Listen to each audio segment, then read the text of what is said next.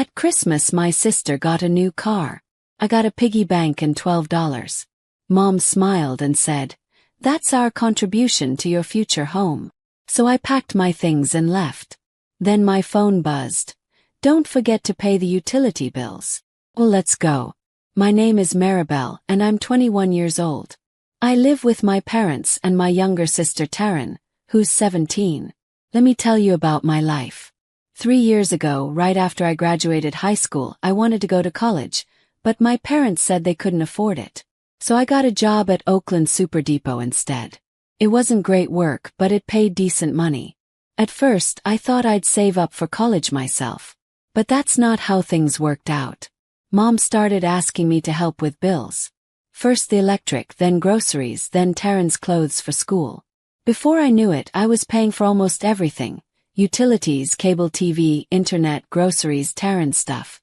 "It's just temporary," Dad would always say. But it never was. My old car kept breaking down constantly. The transmission, alternator, brakes, radiator, everything fell apart. Each repair cost hundreds of dollars I didn't have. Meanwhile, Taryn never worked, never contributed a single cent to our family budget, but she got everything she wanted. For 3 years, I worked 50-hour weeks just to keep everyone else happy while my dreams got pushed away. I bought everyone Christmas presents with money I'd saved from working extra shifts. I didn't expect much in return, but I hoped my family would at least acknowledge everything I'd done for them. On Christmas Eve, I worked a brutal 12-hour shift at the warehouse. I was exhausted, covered in sweat, and my back was killing me. All I wanted was to go home and have a quiet Christmas with my family. As I pulled into our driveway, I saw something that made my heart race. There was a brand new blue car parked in front of our house with a huge silver bow tied around it. For one incredible moment I thought it might be for me. My parents knew how much I needed a new car. They'd seen me cry when my old junker broke down for the 4th time that year. Maybe they'd finally realized how much I'd sacrificed for this family. I sat in my dying car, staring at that beautiful new vehicle, and let myself imagine what it would feel like to drive something that actually worked. Maybe this was the sign that my family finally understood what I'd been going through.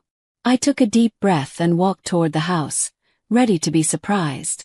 But when I opened the front door, I heard Taryn's loud voice from the living room. "Oh my God, can you believe it? My parents just gave me a brand new car for Christmas," she was saying into her phone, practically shouting with excitement. "I know, right? It's so pretty and shiny. I'm going to look so cool driving to school." I froze in the doorway. The car was for Taryn. Taryn, who was still in high school. Taryn, who had never worked a day in her life. Taryn, who hadn't invested a single cent in our family budget. I felt like someone had punched me in the stomach. I looked around and saw that our living room was full of guests, aunts, uncles, family friends, all sitting around our dining table with fancy Christmas decorations and a huge feast spread out. Everyone was laughing and celebrating while Taryn continued bragging on the phone. Mom and Dad immediately came over to me with big smiles on their faces. "Maribel, there you are," Dad said, clapping me on the shoulder. "What a great day this is. Did you see the cool gift we gave Taryn? Isn't it amazing?" I just stared at them, not knowing what to say. "But don't worry," Dad continued. "We didn't forget about you either." He reached into a regular supermarket plastic bag and pulled out a small ceramic piggy bank. It still had multiple price tags stuck to it, clearance stickers showing it had been marked down several times. Taryn, who was still on the phone but watching the scene, burst out laughing. "Here you go, sweetie," Mom said solemnly, like she was presenting me with something precious. "This way you'll be able to start saving for your future home. We know you've always dreamed of having your own place." Dad nodded seriously. "There's already $12 in there. That's our contribution to your future home." I looked down at the piggy bank in my hands. It wasn't even wrapped. The price tags were still on it. It was literally in a grocery store bag. I was in complete shock. At that moment, Taryn finished her phone call and bounced outside. Through the window, I watched her posing for selfies against her shiny new car, making kissy faces and peace signs. Meanwhile, my parents continued talking. Now, Maribel, Dad said, you need to be more tolerant and frugal. You don't have to spend money on all sorts of nonsense. You need to learn how to save every cent, and you should listen to what your parents tell you. Mom nodded along. That's right. The most important thing in children's lives is advice from their parents. The value of a gift isn't as important as the attention and care from your mother and father. I stood there speechless, holding that stupid piggy bank with its clearance stickers, watching my sister take glamour shots with her brand new car. Finally, I found my voice. What does this mean? I asked quietly. Is this really what you prepared for me? Mom looked surprised. Of course it's not a joke, honey. It's a very good gift. But this isn't fair, I said, my voice getting louder. You gave me a piggy bank, and you gave Taryn a new car. Dad smiled and shook his head. Maribel, don't make such a sour face. You should be grateful to us. You should be happy with any gift. You're already an adult, he continued. You have a job and you can take care of yourself. Taryn is younger and she needs our support now. She's going to college soon and she'll need a car to get to school. But you didn't help me get into college, I said, feeling my chest tighten. Somehow you found money for Taryn, but not for me. Mom put her hand on my arm. We're sure you'll continue to provide financial assistance to us, dear. Together, we'll save up for Taryn's college expenses. I stared at both of them, realizing that nothing had changed. They still saw me as nothing more than a paycheck. After 3 years of sacrificing everything for this family, they gave my unemployed sister a car and handed me a clearance piggy bank with $12 in it. Without saying another word, I turned and walked to my room, closing the door behind me. I sat on my bed, staring at that stupid piggy bank. The price tags were still stuck to it. $14.99 marked down to $5.49. My parents couldn't even spend $6 on a proper gift for me. I opened my dresser drawer and started packing. I grabbed my duffel bag and stuffed clothes into it. I left the piggy bank sitting on my dresser where they couldn't miss it. I could hear the party continuing downstairs, people laughing, glasses clinking, everyone celebrating Taryn's new car while I was up here falling apart. I called Jessa, my coworker from Super Depot. She was from another city and didn't have family nearby. Hey Maribel, Merry Christmas, she answered. Jessa, would it be okay if I came over? I can't stay here tonight. Of course. What happened? It's a long story. I'll tell you when I get there. Come over whenever you want. You're always welcome here. I finished packing and walked quietly through the house with my bag. As I passed the living room, I saw everyone eating and celebrating. Not one person looked in my direction. Not one person noticed me leaving. Jessa lived in a small apartment 20 minutes away. When I got there, she had set up a simple Christmas dinner. I told her everything about the car, about Taryn bragging about the piggy bank with clearance stickers. A piggy bank. After everything you've done for them, Jessa said. With $12 in it, I added. Jessa shook her head. That's not okay, Maribel. I know. They don't see me as their daughter. They see me as someone who pays their bills. You can stay here as long as you need, Jessa said. I've got a pull-out couch. We spent the evening watching movies and talking. For the first time in years, I felt like I could breathe. The next day passed quietly. Jessa and I just relaxed, ate leftovers, and I tried not to think about my family. My phone was silent all day. But the evening of the next day, my phone exploded with calls and messages. First Mom, then Dad, then Taryn, then all of them again. Maribel, where are you? Why are you being so dramatic? Come home right now. I realized they had only just noticed I was gone. It took them over 24 hours to figure out I wasn't there. That told me everything I needed to know about how much they actually paid attention to me. They kept asking why I was offended and where I had disappeared to. I didn't answer any of their calls or texts. The calls and messages continued for 3 more days straight. My phone was constantly buzzing. Maribel, come home. We need to discuss everything. Stop acting like a child. You're being ridiculous. We're your family. But I ignored all of it. Every call, every text, every voicemail. I had nothing to say to them. On the fourth day, I was at work in the warehouse when my manager came up to me. "Maribel, your parents are here to see you," he said. "They're waiting by the customer service desk." My stomach dropped. I hadn't expected them to show up at my job. I walked out to the front of the store and saw Mom and Dad standing there looking uncomfortable. Other customers were walking around them and they looked out of place in the busy store. As soon as they saw me, they started talking. "Maribel, you shouldn't have reacted like that," Mom said immediately. "We didn't want to hurt you. We'll give you a very nice gift someday too," Dad added quickly. "You just need to be patient." I looked at both of them and started laughing. I couldn't help it. "What? Next time it'll be a piggy bank with $20, said. They both looked confused by my reaction. "Have you forgotten how much I've helped you over the past few years?" Yes. They didn't say anything, so I continued. "I've been constantly buying groceries for our house. I pay all the bills: electricity, water, gas, internet, cable TV. I buy clothes for Taryn. I spend almost all my money on you guys." I was getting louder and other customers were starting to stare, but I didn't care. I don't even have enough money to repair my own car properly, even though I work full-time. And you gave a brand new car to Taryn, who hasn't earned a single dollar in her entire life. Mom finally spoke up. "Taryn's social life is very important to her. The attention from her friends and peers matters. You've always been independent, Maribel. We didn't think those things were as important to you." I stared at her in disbelief. "Independent? I've been supporting all of you for 3 years.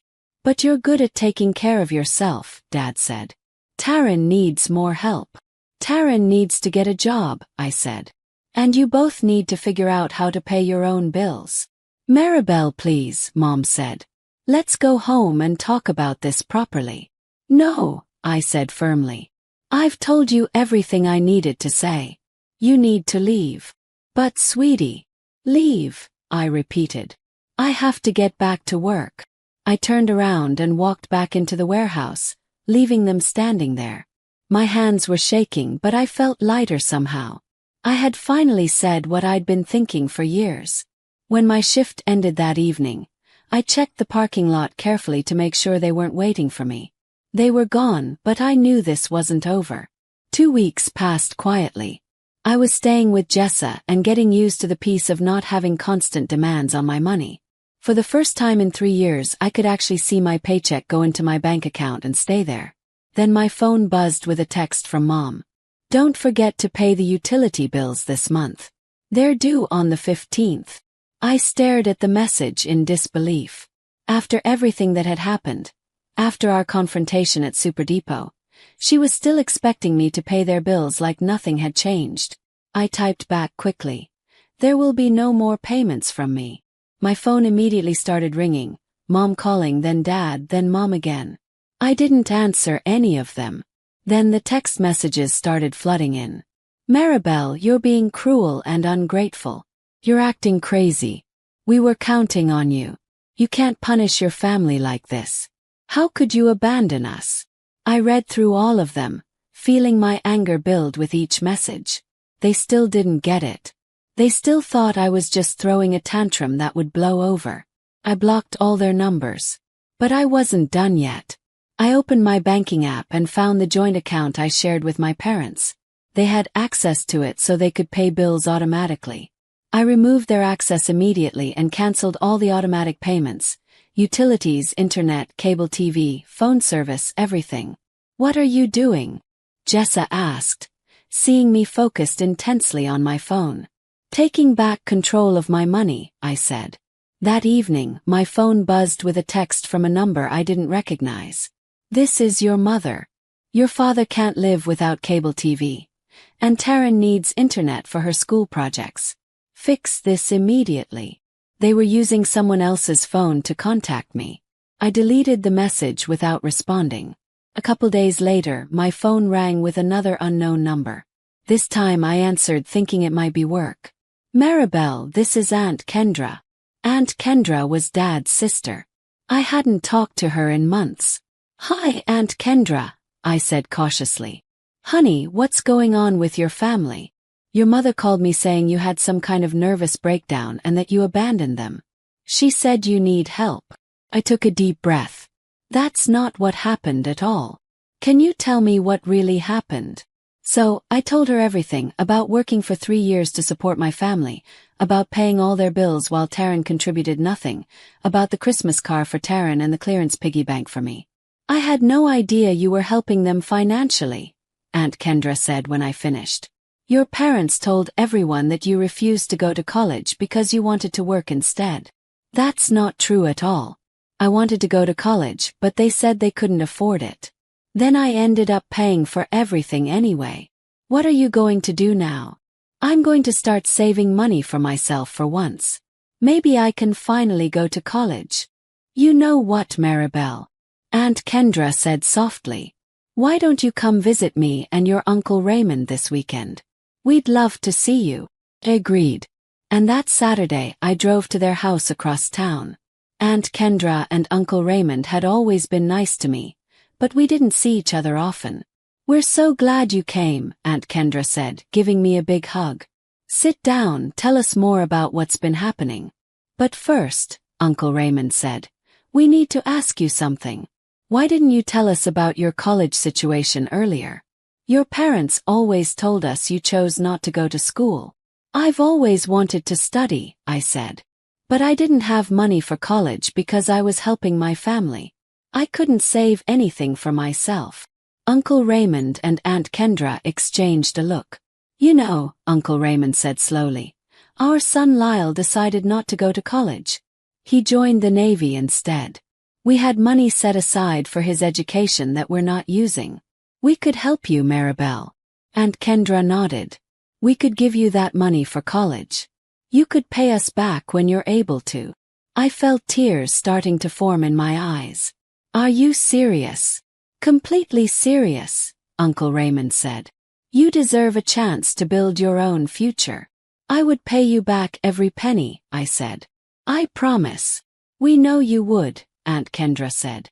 "You've proven how responsible you are." "I could start preparing for admission right away," I said, getting excited. "I could go to college this fall." We spent the rest of the afternoon talking about different schools and programs. For the first time in years, I felt hopeful about my future. But my family wasn't giving up. Over the next few weeks, I kept getting calls from random numbers. As soon as I heard Mom's, Dad's, or Taryn's voice, I hung up immediately. Then I started getting notifications from my bank app. Someone was trying to make transactions from our old joint account. Shopping at department stores, pharmacy purchases. But the bank rejected them all because I had blocked their access. Finally, I got an email from Taryn's school account. "Maribel, this is Taryn. Mom and Dad can't pay the loan for my car. The bank wants to take it away. You have to help us or I'll lose my car." I read the email twice, then deleted it without responding. Jessa found me laughing on her couch that evening. "What's so funny?" she asked. "Taryn's car is getting repossessed," I said. "She emailed me begging for help." "And you're not going to help?" "Nope," I said. "Not my problem anymore." "Good for you," Jessa said.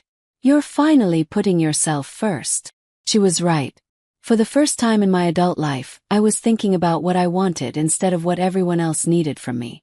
Felt strange but also liberating. I was going to college. I was going to build my own life. And my family was going to have to figure out how to survive without using me as their personal ATM. The calls and emails continued, but I ignored all of them. I had more important things to focus on now, like planning my future. Summer came and went while I prepared for college. I spent my free time researching schools, filling out applications, and studying for placement tests. For the first time in years, I was excited about my future instead of just surviving day to day. At the end of August, I decided it was time to go back to my parents' house one last time. I needed to collect the rest of my belongings before leaving for college. I also wanted to see how they were doing without my financial support. When I pulled into the driveway, I noticed Taryn's car was gone. The driveway looked empty and sad without that shiny blue sedan. I knocked on the front door, and Mom answered immediately. Her face lit up when she saw me. Maribel. Oh, honey, you're home, she said, pulling me into a hug. I'm so happy you finally decided to come back to us. We can be a close family again. Dad appeared behind her, smiling broadly. We knew you'd come to your senses eventually. Welcome home, sweetheart. I stepped back from Mom's hug. I'm not here to stay. I'm just picking up the rest of my things. Their smiles faded a little, but Mom kept talking like she hadn't heard me. You know, Taryn is really upset that the bank took her car away, she said sadly. We're going to have to figure out how to get her another one. Maybe after you help us get back on our feet, you can start saving for a new car for yourself too. I stared at them both. Even now, after months of me being gone, they still didn't understand anything. Taryn's car got repossessed. Yes. Well, yes, Dad said. We couldn't keep up with the payments after you left. But now that you're back, we can work together to fix everything. I'm not back, I said clearly. I told you I'm just getting my things. I'm leaving for college next week. Mom's face went pale. College? But Maribel, you can't leave us. We need you here. You don't need college. Where did you get money for college? There are people who believe in me and helped me, I said calmly. Mom started crying. We can't cope without you, Maribel. We need your financial help. You can't abandon your family like this. These are your problems now, I replied. You need to learn to live within your means. I walked past them into the house and went straight to my old room. It looked exactly the same as when I left it on Christmas night. The piggy bank was still sitting on my dresser where I'd left it, still with its clearance price tags. I packed the rest of my clothes, books, and personal items into boxes. As I worked, I could hear my parents talking loudly in the living room. She's being completely unreasonable, Dad was saying. How are we going to pay the bills? And what about Taryn's college fund? Mom replied. I carried my boxes out to my car. My parents followed me outside, still trying to convince me to stay. Maribel, please, Mom begged. Just think about this. We're your family. You had 3 years to think about me, I said, loading the last box into my trunk. 3 years to appreciate what I was doing for all of you. Instead, you gave Taryn a car and gave me a clearance piggy bank. We said we'd get you something nice eventually, Dad protested. When? After I paid for Taryn's entire college education. After I bought her another car.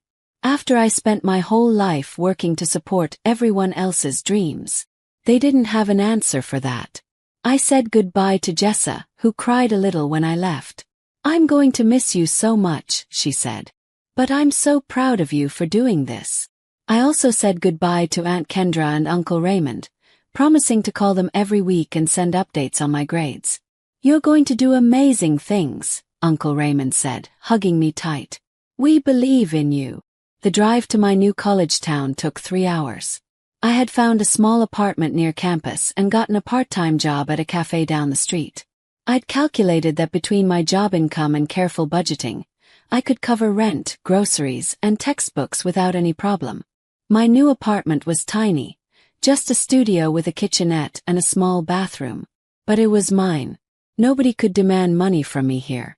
Nobody could take my earnings and spend them on things I didn't agree to. I spent my first evening in the new place organizing my belongings and making plans for the week. Classes started Monday, and I was nervous but excited. On Sunday night, my phone rang with a number I didn't recognize. Against my better judgment, I answered it. Maribel, it was Mom's voice. Honey, please come home. We can't pay the mortgage without you. We might lose the house. Then you should have thought about that before you decided I wasn't worth more than a $5 piggy bank, I said. We're sorry about the gift, okay? We'll make it up to you. This isn't about the gift, Mom. This is about 3 years of treating me like an ATM instead of a daughter. But we love you. You love my paycheck, I corrected. You never loved me enough to help me go to college. You never loved me enough to appreciate my sacrifices. You never even loved me enough to notice I was gone for over 24 hours. Maribel, please. I hung up and immediately blocked the number. My first week of college was everything I had dreamed it would be. My professors were inspiring, my classmates were interesting, and I was finally learning things I was passionate about. I was studying business with a minor in psychology, and every class felt like a step toward the future I wanted. Cafe job was perfect too. My co-workers were other college students, and my manager was understanding about my class schedule. I made enough money to cover my expenses and even had a little left over each month. For the first time in my adult life, I was living for myself.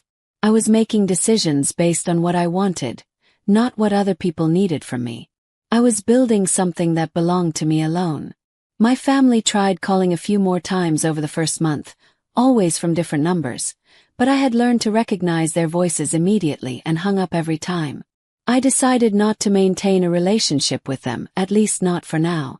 Maybe someday in the future, if they learn to see me as a person instead of a source of money, we could try again. But for now, I needed to focus on building my own life.